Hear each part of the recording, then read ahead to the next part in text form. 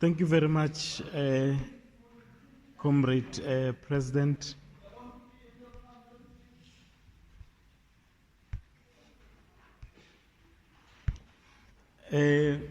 We have 10 questions, and I hope that I will be able to answer succinctly. My job is not to answer them completely. That's a task of the council. It will give direction. However, I will just allude to a number of issues. One of the elements that you'll see on the paper that I did not engage on, which touches on some of those questions, it's a matter of community outreach in terms of practicality, but the paper, I'm sure it's circulated. And how can we expand the academic network to reinforce our ideas in the world and go further.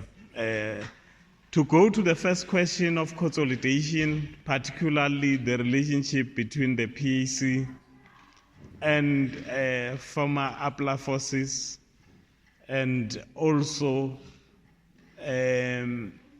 management of the SANDF or the general staff, I must indicate that we had a hard road inside the SANDF and the Department of Defense, like everywhere else. We are consistently in contestation with the system. So it's not a smooth ride. Also, like, you will have your concerns. Luckily, I was asked to talk about the expectation of the PAC to PASMA. I know that there are expectations of PASMA to the PAC. That I did not touch. It would have been too long. But like other component structures have expectations that have not been met. There are expectations from a former combatant's point of view that remains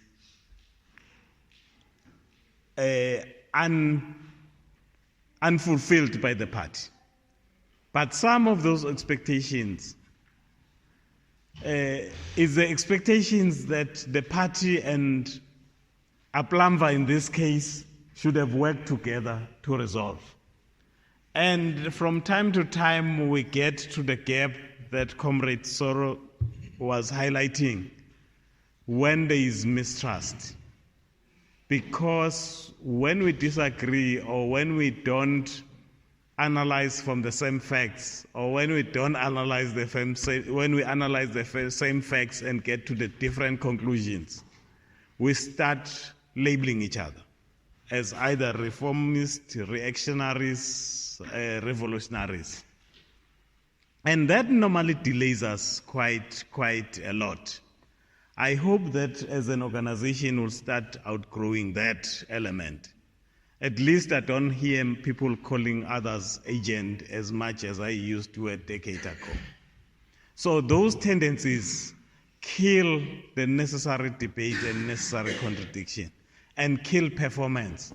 So Africa Popo, your question, we still have a long way to resolve and consolidate power as we have. Like I indicated, it's a challenge to PASMA from this academic space that PASMA is put on to say how can we close that gaps of PASMA expectation and PAC expectation, and work together to perform at this high level where that relationship is required for us to get there. In terms of the comrades who go to Russia, to Cuba, for now that has been personal information that you get. What is the program that is going to Germany? As a party, we have not been able to coordinate people who are coming back. That's why I was highlighting the need for for PASMA to take an active role as part of the PAC, not as separate entity, but as part of the PAC that has been said to be an interest-related party, to make sure that our focus is correct on building these networks post coming from Russia, to say, what do you do after that? We cannot make a mistake of eating other people's food, Mafrika. You eat others' food, you must subordinate to their will. We have to create our own economy. The African Manifesto, Section A, makes it clear that our contradiction, it's about the chain reaction created by markets and those who control markets. So they had their markets in Europe, wanted to feed export to their markets. They saw us as a market. They saw us as a resource in a market. We have to cut that and be our own market. And Mafrika, to your point of who's the enemy. The enemy, any exploiter is an enemy. We have said as a party that we want to establish a society where a man live in harmony with his fellow man. That's an ultimate objective of the party. When you look at it from a synthetic point of view rather than the antithesis point of view that we normally find ourselves on a daily engagement. That beyond crushing our own enemies, but we want to arrive where the liberation of mankind as a whole, including those who are psychologically damaged and emotionally damaged by putting effort on oppressing us. We want to liberate them as well. But you cannot liberate them before you liberate yourself. Any structure assisting of coordination, we are not performing optimally as the total unit when you see PAC as an umbrella and PASMA. And that has to be corrected. And it has to be corrected from both sides. PASMA has power to put leaders they want in the PAC because PASMA members are PAC members. Power can never be given. You'll be sidelined in Africa. But it's important that you build sufficient capacity to be embedded. That's why you reminded me on the issue of outreach. Because on the paper you'll see that I emphasize the importance of PASMA comrades engaging in PAC branches, not as learners, not as people to be taught, but as members who are contributing and directing those structures. And PASMA branches to direct the regions of the PAC, because the content, class contradictions, as a class that has a lot of content, you find that we operate in communities that have systematically been disempowered. And the PAC get members from those communities that are disempowered. And they are limited to that level of disempowerment. That's why we are saying PASMA come in and raise the level of conversation beyond personalities, which is what is happening in PAC branches. Not all of them, but we are concerned about personalities. We need, or events at best. We need to raise the bar to processes and policies. And that's where PASMA come in. to be blunt, the formation of Azanyu, then PASO, was a rebirth of the PAC that had died. Maybe that's a controversy that you are owing.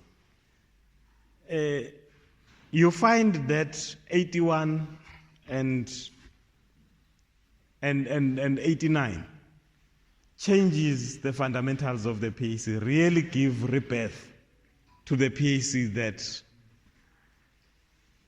that had carried the struggle so much that it had broken its back. So ourselves, as a product of this movement, which were now grey and were old, have been in the same struggle to transform and upgrade the PAC as you are. We can upgrade it to the same particular level. We need you to push any further. And you cannot push from the sideline. Correctly, Africa. Every time in our generation, when we dropped one or two people, they got absorbed by the system in the party, or they got chewed and chucked out. So you need a mass development. But sometimes you must be careful of what you think you know. Really investigate, because you might find that the style in the system choose you. So know the system. It's strategy and tactic that you must perfect as leaders, which you have perfected in the community.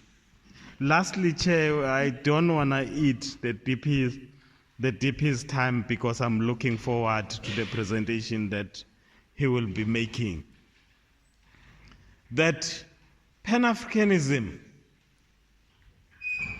by definition, from what we want, it's a highly intellectual arena. It's very difficult, and intellectualism has been dumbed down to be a resuscitation of others, whereas intellectualism is actually studying, practicing what has been studied, testing theory on reality. That is intellectualism.